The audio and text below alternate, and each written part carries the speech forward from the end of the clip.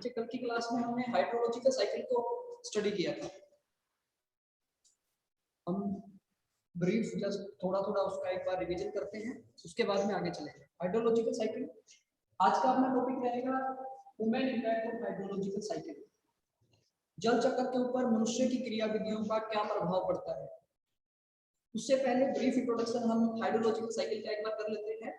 जैसे हम जानते हैं कि जल ही जीवन है, सभी प्रकार की परिस्थितियों में जितने भी हमारे एलिमेंट्स हैं, सबसे ज्यादा महत्वपूर्ण हमारे लाइफ साइकिल के लिए जल का होना जरूरी है। सभी प्रकार के जो जैव मंडल की क्रिया विधियां हैं वो जल के द्वारा ही कंप्लीट होती हैं। यहाँ तक कि जो बायोजियोकेमिकल साइकिल है वो भी जल से ही पूरा होता है। तो हाइड्रोलॉजिकल साइकिल जो है वो हमारी लाइफ को बनाए रखने के लिए आपके ऊपर सबसे जरूरी है। और हाइड्रोलॉजिकल साइकिल के कुछ एस्पेक्ट्स हमने पढ़े थे, एक ब्रीफ स्केच के रूप में इसको देखते हैं। हाइड्रोलॉजिकल साइकिल एक तरीके से जल का वो चक्रीय रूप है जो एक बार इस्तेमाल के बाद पुनः हमें प्राप्त हो जाता है। जल का वो स्वरूप जो एक बार इस्तेमाल करने के बाद दोबारा से हमारे उपयोग करने लायक अवेलेबल हो पाता है। इस तरीके से हम उसको चक्रीय संसाधन के रूप में काउंट करते हैं। चक्रीय संसाधन एक बार इस्तेमाल करने के बाद जिस संसाधन को हम दोबारा इस्तेमाल कर सकते हैं। Renewable resources, non renewable resources, हमने ऐसे डिफरेंट टाइप के क्लासिफिकेशन किए हैं रिसोर्सेज के। इसी में हम आज वाटर से रिलेटेड अगर बात करते हैं, देखिए ये अर्थ सरफेस के ऊपर अगर हम इसको रिप्रेजेंट करें,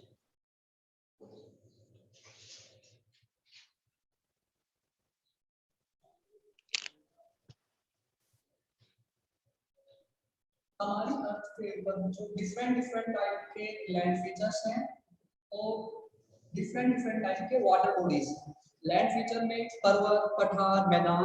वाटर बॉडीज में नदियां, नाले, झीलें, सभी प्रकार की वाटर बॉडी हैं और सभी का जो भाग है वो महासागर की ओर होता है। अंत में सबसे बड़ी वाटर बॉडी क्या है, हमारे ओशंस। इस तरीके से अगर हम बात करते हैं तो ओशन जो है वो हमारी अर्थ का सबसे बड़ा जल का भंडार है। उसके अलावा छोटे छोटे लेवल के ऊपर अगर हम देखते हैं तो अनगिनत नदी, नाले, झीलें हैं जहां से फ्रेश वाटर अवेलेबल होता है हमारे कॉन्टिनेंट्स के ऊपर हम सबके इस्तेमाल के लिए। अब जब हम हाइड्रोलॉजी साइकिल की बात करते हैं तो साइकिल में हमने सबसे पहले पढ़ा था जहां इंसोलेशन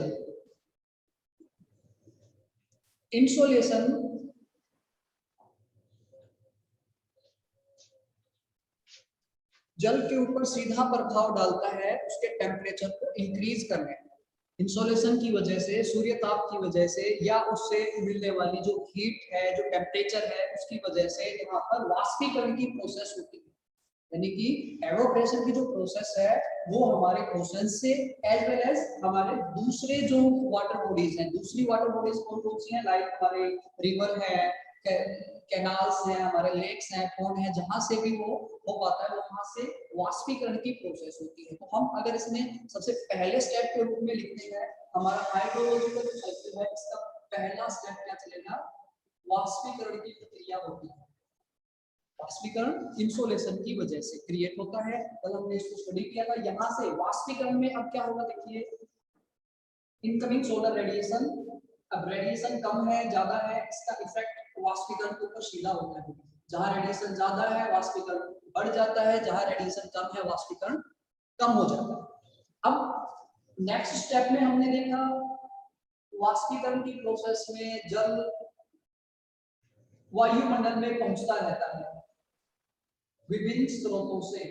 सोर्सेज कुछ भी हो सकते हैं।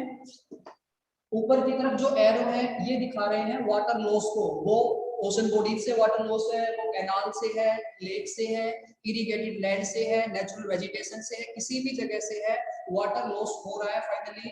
और ये वाटर लॉस कहाँ जाकर के एक्यूमुलेट होगा, ये एटमॉस्फेयर में जाकर के जलवाष्प के रूप में इकट्ठे होते हैं और यहाँ कंडेंसेशन की प्रोसेस में क्लाउड फॉर्मेशन होता है। वायुमंडल में पहुंचकर ये जलवाष्प क्या करते हैं, संघनन की प्रक्रिया करते हैं। हम इसमें ये भी कह सकते हैं जो जलवाष्प है हमारे, जलवाष्प का वायुमंडल में मिलना, वायुमंडल में सम्मिलित होना,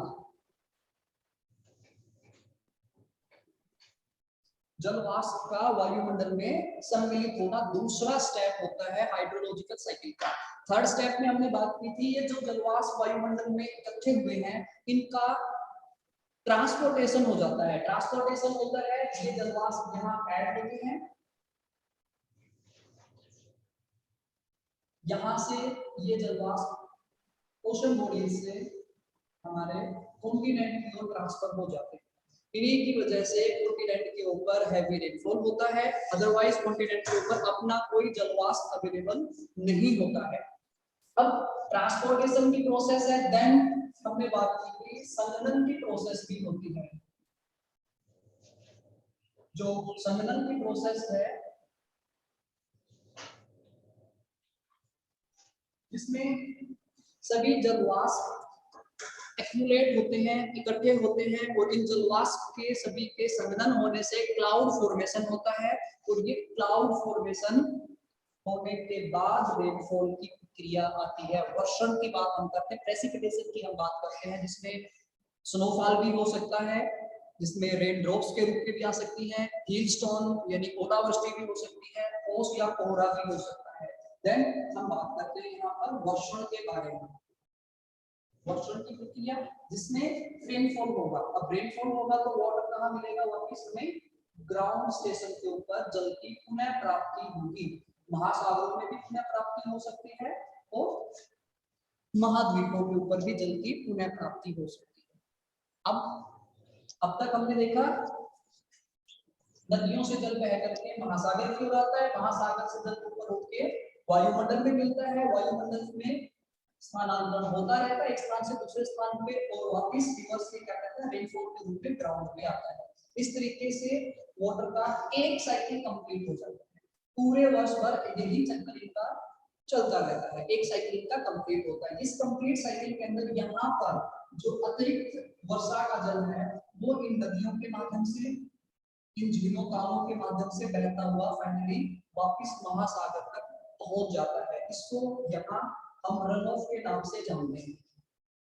सतही जल का रन ऑफ होता है, ये वाष्पीकरण की प्रोसेस है, ये ट्रांसफॉर्मेशन है, ये वर्षण की प्रक्रिया। इस तरीके से एक सर्कल जो है इसका कंप्लीट होता है। अब इस एक सर्कल में ये एक चक्कर जो बना है जल का, इस एक चक्कर को पूरा होने में या इसको कंप्लीट ना हो पाने में, यानी कि इसमें बैरियर के रूप में, या हम बात करें इसको बढ़ावा देने में, हम मनुष्यों का क्या है human impact on hydrological cycle. देखिए हम बात करते हैं कि वैसे तो हाइड्रोलॉजिकल साइकिल जो है पूरे तरीके से नेचुरल है, लेकिन फिर भी प्रेजेंट टाइम में हम मनुष्यों की जो एक्टिविटीज है वो इतनी ज्यादा बढ़ गई कि हमने कोई भी नेचुरल रिसोर्स है उसको नेचुरल नहीं छोड़ा है, हमने उसके अंदर किसी ना किसी तरीके से मॉडिफिकेशन करने की कोशिश की है।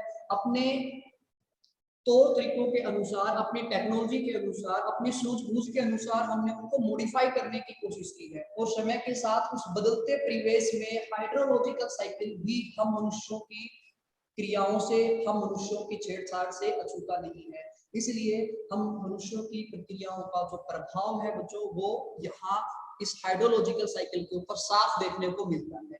किस किस रूप में वो देखने को मिलता है, कहाँ कहाँ किन किन प्रक्रियाओं के रूप में हमारे सामने आएगा। देखिए जब हम मैन एंड एनवायरमेंट रिलेशनशिप की बात करते हैं, हम बीए की क्लासेस में पढ़ के आ चुके हैं पहले, मनुष्य और मनुष्यों का पर्यावरण के साथ संबंध। अब मनुष्यों का पर्यावरण के साथ संबंध में हमने बात की थी हिस्टोरिकल टाइम पीरियड में, ये जो रिलेशन होता था इसमें नेचर बड़ा ही स्ट्रॉन्ग होता था, और हम मानव जो है वो डर के रहते थे नेचर से। जैसे जैसे टाइम बीतता गया हमने नेचर के साथ में रहना सीख लिया, और उसके बाद जब मॉडर्न एज की हम बात करते हैं तो न केवल हम नेचर के साथ रहते हैं बल्कि नेचर को डिस्ट्रॉय कर रहे हैं, हम उसके ऊपर कहीं ना कहीं अपना प्रभुत्व जमाने की कोशिश करते हैं। अब इसी प्रक्रिया में हम अगर बात करते हैं, हम नेचर को थ्रू आउट पॉइंट से, या हम कहें चारों तरीकों से हम नेचर को इफेक्ट करते हैं, लेकिन उसमें से हाइड्रोलॉजिकल साइकिल को हम कैसे इफेक्ट करते हैं। हमारी कौन कौन सी ऐसी प्रक्रियाएं हैं, ऐसी एक्टिविटीज हैं जो हाइड्रोलॉजिकल साइकिल के अलग अलग एस्पेक्ट्स को इफेक्ट करते हैं। हमने हाइड्रोलॉजिकल साइकिल के ये अलग अलग एस्पेक्ट्स के ऊपर बात की है। डिफरेंट डिफरेंट फंक्शन है हाइड्रोलॉजिकल साइकिल के, वाष्पीकरण होना, फिर इसका ट्रांसपोर्टेशन होना, संघनन का प्रक्रिया होना, रेनफॉल होना, रन ऑफ होना, और ये सभी स्टेप कहीं ना कहीं हम मनुष्यों की प्रक्रियाओं से प्रभावित होते हैं। कैसे प्रभावित होते हैं देखिए, इनके हम एक एक वन बाय वन स्टेप इसको देखेंगे और आप लोग इसके जो इंपॉर्टेंट पार्ट है उसको नोट भी करते जाएंगे। सबसे पहले एक कलेक्टिव बात करता हूं मैं कॉमनली कि हम मनुष्य क्या काम करते हैं। देखिए, मेट्रोलॉजिकल डिपार्टमेंट है जो मौसम संबंधी भविष्यवाणियां करता है। मेट्रोलॉजिकल डिपार्टमेंट मौसम सुधार के कार्य भी करवाता है, मौसम सुधार के लिए सजेशन देता है, और उस मौसम सुधार के कार्यों में जाने अनजाने में हम हमारे जो प्राकृतिक दशाएं हैं मौसम की उनको हम इफेक्ट कर जाते हैं। हमें पता भी नहीं होता कि हमने कहाँ और कितना बदलाव इन प्राकृतिक दशाओं में कर दिया। इसी तरीके की एक्टिविटी में अगर बात करें, हम हैवी इंडस्ट्रियलाइजेशन अगर हो रहा है, हम बात करते हैं औद्योगिकरण बढ़ रहा है, नगरीकरण बढ़ रहा है, इन सब की वजह से कार्बन प्रोडक्शन हो रहा है। कंटिन्यू कार्बन प्रोडक्शन होने से ओजोन ह्रास, ओजोन डिप्लेशन की अगर हम बात करें तो वो जो ओजोन डिप्लेशन का हाइड्रोलॉजिकल साइकिल से क्या रिलेशन है। देखिए, ओजोन डिप्लेशन होना एक एटमॉस्फेरिक घटना है जो मनुष्यों से जुड़ी हुई है। अब ओजोन डिप्लेशन से ग्लोबल वार्मिंग हो रहा है, डायरेक्ट एसोसिएटेड है ozone depletion and global warming. अब हम बात करें ग्लोबल वार्मिंग की वजह से, आप लोग जज करना ग्लोबल वार्मिंग होने से कौन सी हाइड्रोलॉजिकल साइकिल की प्रोसेस बढ़ेगी या घटेगी, ग्लोबल वार्मिंग का क्या इफेक्ट हो सकता है। हाइड्रोलॉजिकल साइकिल के अंदर सबसे पहला स्टेप के तौर पे हम पढ़ते हैं वाष्पीकरण का होना। वाष्पीकरण कब होता है? जब टेम्परेचर इंक्रीज होते हैं। अगर ऐसे ही day by day temperature increase होते रहे हमारी अर्थ के, तो वाष्पीकरण की प्रक्रिया बढ़ेगी, यानी कि जो एवोपरेशन की प्रोसेस है उसमें चेंजमेंट हो रहा है हम मनुष्यों की प्रक्रियाओं से। हमारी जो एक्टिविटीज हैं वो हाइड्रोलॉजिकल साइकिल का पहला स्टेप जो वाष्पीकरण का है उसमें बदलाव ला रही है। यानी इसी तरीके से हम मनुष्यों की कई सारी ऐसी एक्टिविटीज हैं जो इसके अलग अलग स्टेप को इफेक्ट कर रही है। कौन कौन से स्टेप को, कौन कौन सी एक्टिविटी इफेक्ट कर रही है उसको हम यहाँ से चेक करते हैं, एक बार काउंट करते हैं। देखिए, पहले हम बात करते हैं change in precipitation. First step क्या बनता है इसका? वर्षण में परिवर्तन। वर्षण में परिवर्तन क्या होगा? हम इसको कह सकते हैं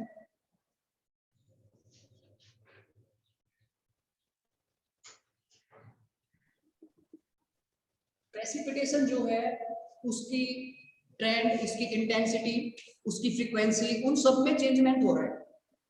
आज आमतौर पे हर एक व्यक्ति ये कहते हुए बोलते हुए सुना जाता है कि पहले बहुत बरसात होती थी, आजकल रेनफॉल कम हो गई है।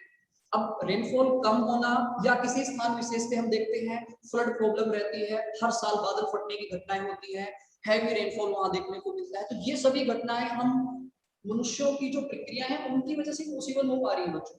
सबसे पहला कारण है रेनफॉल की इंटेंसिटी को इंक्रीज करना। मनुष्यों की एक्टिविटी की वजह से कैसे रेनफॉल बढ़ रही है, पहला हम इसका पॉजिटिव एस्पेक्ट्स देख रहे हैं। वो बढ़ने का कारण क्या है? सॉलिड पोल्यूशन, इंडस्ट्रियलाइजेशन हुआ है, ट्रांसपोर्टेशन बढ़ा है, इन सब की वजह से मोड ऑफ ट्रांसपोर्टेशन है जो ठोस कचरा रिलीज करते हैं, तो वो जो सॉलिड पार्टिकल्स हैं जो एटमॉस्फेयर में जाते हैं वहां से बच्चों वो सॉलिड पार्टिकल जो मैं कल बात कर रहा था मेघ सीकर या क्लाउड सीड, उस क्लाउड सीड का काम करते हैं एरोसोल्स जो ठोस कचरा होता है। अब बादल बनने के लिए जल वाष्प को कोई ना कोई ठोस कचरे की जरूरत होती है। ऐसे में हमारी इंडस्ट्री से जो ठोस कचरा रिलीज किया जाता है वो एटमॉस्फेयर में काफी हाइट तक फैला होता है और वहां से आसानी से क्लाउड फॉर्मेशन हो जाता है। ऐसी स्थिति में जल वाष्प होने पर बड़े आसानी से उनको क्लाउड सीड अवेलेबल हो जाते हैं और हम मनुष्यों की इसी प्रक्रिया की वजह से क्लाउड फॉर्मेशन में हम हेल्प करते हैं। एक काम तो हमारा ये पॉजिटिव है कि हाइड्रोलॉजिकल साइकिल में हमारा सकारात्मक जो प्रभाव है वो एरोसोल प्रोवाइड कराने का है। माइनिंग की प्रोसेस से, इंडस्ट्रीज से, ट्रांसपोर्टेशन से, कंस्ट्रक्शन से, ऐसे डिफरेंट डिफरेंट एक्टिविटीज हैं जहां से एरोसोल्स कंटिन्यू एटमॉस्फेयर में ऐड होते हैं। दूसरी प्रोसेस क्या है, इसका एक नेगेटिव इफेक्ट भी है। हम मनुष्यों का नेगेटिव इफेक्ट क्या है हाइड्रोलॉजिकल साइकिल में, वो आता है बच्चों यहाँ डिफोरेस्टेशन। डिफोरेस्टेशन वनों का काटना। अगर वनों का ह्रास होगा, पेड़ पौधे काटे जाएंगे तो रेनफॉल कम होगी, सूखे की स्थितियां बनेगी। इस तरीके से एक तरफ हम नगरीकरण के लिए, हम औद्योगिकरण के लिए वनों का नुकसान कर रहे हैं जिससे रेनफॉल कम होगी, दूसरी तरफ एरोसोल हवा में छोड़ करके हम क्लाउड सीड भी कर रहे हैं। यानी कि टोटली हमारी जो एक्टिविटी है वो वर्षन में परिवर्तन ला रही है। यहाँ पर हम बात कर रहे हैं change to precipitation. Second point इसमें बनता है बच्चों वाष्पीकरण की दर, रेट ऑफ एवोपरेशन। वाष्पीकरण की दर में परिवर्तन होना सीधा सा है, हमारी डे टू डे लाइफ से, हमारे डे टू डे एक्टिविटीज से टेम्परेचर इंक्रीज हो रहे हैं, ग्लोबल वार्मिंग हो रहा है, और ग्लोबल वार्मिंग होने से वाष्पीकरण की रेट जो है वो चेंज हो रही है। तेजी से जल स्रोत सूख रहे हैं, उससे दो प्रभाव पड़ रहे हैं बच्चों। जल स्रोत सूखने से वायुमंडल में जलवाष्प तो जरूर मिल रहे हैं, लेकिन हमारे जल भंडार सूखते जा रहे हैं जिससे विकराल स्थितियां पैदा हो रही है, जल की समस्याएं हमारे सामने आ रही है, सूखे की समस्या का सामना करना पड़ रहा है। ऐसी स्थिति में जहां से जल स्रोत सूखते हैं वहां सूखे का सामना होता है, और ये अतिरिक्त जलवाष्प, वाष्पीकरण बढ़ जाने से अतिरिक्त जलवाष्प जहां ऐड होता है एटमॉस्फेयर में, वो कहीं ना कहीं रेनफॉल के रूप में नीचे आता है, और ऐसे में बेमौसमी जो बरसात है वो बढ़ जाती है, तो कहीं ना कहीं बाढ़ जैसी स्थितियां भी बनती है। तो सूखे और बाढ़ में जो परिवर्तन हुआ है, एक ही टाइम में हम देखते हैं हमारे देश में एक स्थान पे सूखा होता है, एक स्थान पे बाढ़ आई होती है। ऐसी जो चेंजमेंट देखने को मिल रही है वो ग्लोबल वार्मिंग का रिजल्ट है, और वो कहीं ना कहीं हमारे कार्बन प्रोडक्शन से, हमारे डे टू डे लाइफ की एक्टिविटीज से, उनकी वजह से ऐसा हो रहा है। नेक्स्ट स्टेप में हम बात करते हैं वाष्पीकरण में। देखिए एक और चेंजमेंट हमें देखने को मिलता है, वाष्पीकरण को बढ़ावा देने में और वाष्पीकरण को कम करने में दो टाइप के फैक्टर काम करते हैं। वाष्पीकरण को इंक्रीज करने में एक तो टेम्परेचर का इंक्रीज होना, दूसरा है कुछ वाटर बॉडीज को क्रिएट कर देना। वाटर बॉडीज क्रिएट करना लाइक डैम कंस्ट्रक्शन करना, बड़े बड़े बांध बना दिए हमने नदियों के ऊपर, अब वहां लार्ज अमाउंट में जब वाटर अक्यूमुलेट हो गया है तो वहां से बड़े आसानी से एवोपरेट भी होगा। पहली प्रोसेस ये है कि हमने बांध बनाए, वाष्पीकरण को बढ़ावा देना। दूसरा इरिगेटेड लैंड, जैसे जैसे हम सिंचित क्षेत्र को बढ़ावा दे रहे हैं उसी तरीके से हम वाष्पीकरण को बढ़ावा दे रहे हैं, वायुमंडल में मॉइस्चर कंटेंट जो है वो कंटिन्यू बने रहते हैं। इसके अलावा वृक्षारोपण करके, पेड़ पौधे लगा करके हम वाष्पीकरण को बढ़ावा देते हैं। लेकिन वाष्पीकरण को कम करने की प्रोसेस में भी हम पीछे नहीं है। वन विनाश, जहां एक और हम पेड़ पौधे लगाते हैं तो दूसरी ओर बड़े पैमाने पर कंस्ट्रक्शन के नाम के ऊपर या नगरीकरण के नाम के ऊपर, औद्योगिकरण के नाम के ऊपर हम बड़े पैमाने पर वनों का ह्रास करते हैं, जिसकी वजह से जो एक्टिविटी है हमारी जिस टाइप की, उसकी वजह से वाष्पीकरण कम हो जाता है। अगला स्टेप आता है सतही जल का प्रतिकूल प्रभाव, या हम कहें सतही जल के ऊपर मनुष्य का प्रभाव। सतही जल प्रवाह क्या है, ये रनऑफ, नदी नालों का जल। सतही जल प्रवाह बच्चों हम देखते हैं हमारी मनुष्य की जो एक्टिविटी है वो ऐसी है कि हम नेचुरल फ्लो को रोक देते हैं। बांध बना दिया, नदियों के ऊपर बड़े बड़े बांध बनाना, जो जल बह करके एक वीक में महासागर तक पहुंच जाना चाहिए था, वो जल कई महीनों तक बांध में जमा हुआ रहता है। इस तरीके से हमने हाइड्रोलॉजिकल साइकिल के रास्ते में एक बैरियर बना दिया है। तो वो डैम कंस्ट्रक्शन एक बैरियर का काम करता है रन ऑफ के बीच में। ठीक ऐसे ही कैनाल डिस्ट्रीब्यूशन करना, इरिगेशन सिस्टम को मजबूत करना, ये सभी जो हमारा रन ऑफ है उसको रोकने की प्रैक्टिस है। इसी के अंदर हम कंस्ट्रक्शन की बात करते हैं तो बड़ी सड़कें बनाना, नेशनल हाईवे बनाना, रेलवे लाइन बनाना, ये भी हमारे नेचुरल फ्लो में एक बैरियर का काम करते हैं। अब नेचुरल फ्लो में बैरियर होगा तो हमारे नदी नाले जो है वो सूखने लग जाएंगे, जिससे हमारा जो रन ऑफ है वो इफेक्ट होगा। रन ऑफ इफेक्ट होगा तो ओवरऑल हमारा इकोसिस्टम, जिसके अंदर ग्राउंड सरफेस के ऊपर जितने भी वेजिटेशन है, जितने भी जीव जंतु, उन सबको जल की प्राप्ति या तो रेनफॉल से हो रही होती है या फिर बहते हुए जल से उनकी प्राप्ति होती है। अब बहते हुए जल को हमने कहीं ना कहीं स्टोर करके रख लिया है, रोक लिया है, उसका बहना बंद हो गया है, तो पूरा का पूरा इकोसिस्टम, चाहे वो रिवर का इकोसिस्टम है, चाहे रिवर के बैंक्स के साथ का लगा हुआ इकोसिस्टम, वो सभी इकोसिस्टम धीरे धीरे डिस्ट्रॉय हो जाते हैं। इसके अलावा अंडरग्राउंड वाटर, देखिए जब हम हाइड्रोलॉजिकल साइकिल की बात करते हैं तो इसका एक पार्ट इस करके भूमि के अंदर भी चला जाता है, जिसको हम इन्फिल्ट्रेशन बोलते हैं। इस इन्फिल्ट्रेशन को हमने बड़े पैमाने पे इफेक्ट किया है। हम देखते हैं हम अपने चारों ओर हर जगह कंक्रीट का पहाड़ खड़ा किए जा रहे हैं। हम हर एक स्थान के ऊपर जो है कंक्रीट डाल करके उसको बिल्टअप कर देते हैं। अब कहीं से अगर पानी को रिसने की जगह नहीं मिलेगी तो अंडरग्राउंड वाटर रिचार्ज नहीं हो सकता। यानी कि अंडरग्राउंड वाटर रिचार्ज करने के लिए हमने कोई उपाय नहीं कर रखे। जब भी रेनफॉल होती है पानी सारा ऊपर से बह जाता है, नीचे रिसके नहीं जाता। इसीलिए हमें इंजेक्ट वेल बनाने की जरूरत होती है। हमारे कॉलेज के सामने जो पहाड़ियां हैं वहां एक ऐसा ही अंडरग्राउंड वाटर रिचार्ज का प्रोजेक्ट चल रहा है, जो इस महेंद्रगढ़ जोन के अंडरग्राउंड वाटर को थोड़ा सा अपलिफ्ट करने का काम कर रहा है। तो अंडरग्राउंड वाटर को स्टोर करने में, रिचार्ज करने में या इन्फिल्ट्रेशन की प्रोसेस में भी हम मनुष्यों की एक्टिविटी जो है वो बैरियर का काम कर रही है। उस अंडरग्राउंड वाटर को नेचुरल रिचार्ज हम नहीं होने दे पा रहे। इसी का कारण है कि भूमिगत जल जो है वो लगातार अपने स्तर में गिरावट करता जा रहा है, या हमने भूमिगत जल के स्रोत जो है वो सूखते जा रहे हैं। उसकी क्वालिटी और क्वांटिटी दोनों ही डिक्रीज हो रही है प्रेजेंट टाइम में। तो इस तरीके से अगर हम टोटली देखते हैं तो हमारे इस हाइड्रोलॉजिकल साइकिल के जितने भी पॉइंट हैं इन सब में अलग अलग तरीके से मनुष्य हस्तक्षेप कर रहा है, मनुष्य की प्रक्रियाओं का प्रभाव यहाँ पड़ रहा है। और उसी प्रभाव का नतीजा है, उसी प्रभाव का ये नतीजा है कि आज जल संकट हमारे सामने है। चेन्नई में स्पेशल ट्रेन चलानी पड़ी थी जल पहुंचाने के लिए, जोधपुर में लास्ट ईयर एक स्पेशल ट्रेन से जल पहुंचाया गया था। दक्षिण अफ्रीका के अंदर केप टाउन सिटी में दक्षिण अफ्रीका में डे 0 घोषित किया गया था। डे 0 आप लोग नोट करना, इसको सर्च करना, डे 0 क्या है। जहां वाटर अवेलेबल अगर नहीं हो पाता है, पूरे सिटी में वाटर को लेकर के क्राइसिस हो जाते हैं या आपातकाल की घोषणा केवल जल को देखते हुए करनी पड़ती है, उसको हम डे 0 के नाम से काउंट करते हैं।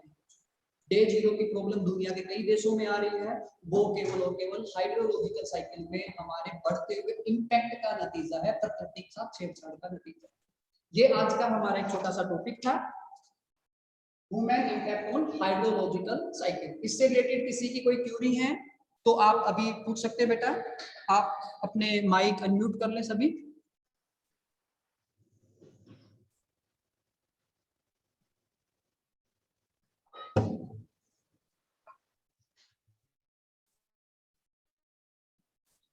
भवानी सिंह,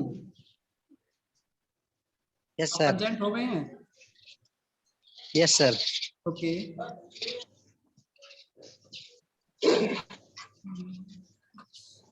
ठीक है। अभी 10 बच्चे हैं आज की क्लास में प्रेजेंट, आज मैक्सिमम अटेंडेंस है ये आपकी क्लास की।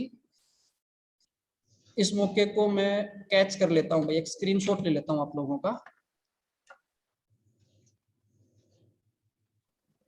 बड़े अच्छा लगा, बड़े अच्छे से आज की क्लास कंडक्ट हुई है और इसकी रिकॉर्डिंग भी मैं आप लोगों तक भेज दूंगा। पिछला जो मैंने एक पीडीएफ भेजा था वो कंटेंट आपको कैसा लगा, आप लोग जरूर बताएं मेरे को, अपना फीडबैक देते रहें ताकि हम क्लास को और इम्प्रूव कर सकें। कोई और किसी प्रकार का डाउट है? आज सेकंड क्लास नहीं है हमारे टाइम टेबल के अकॉर्डिंग, एक ही क्लास है बच्चे। हमारी क्लास डिस्कनेक्ट होने जा रही है, उससे पहले अगर किसी का कोई क्यूरी, कोई डाउट है कल की क्लास का, आज की क्लास का, तो आप पूछ सकते हैं।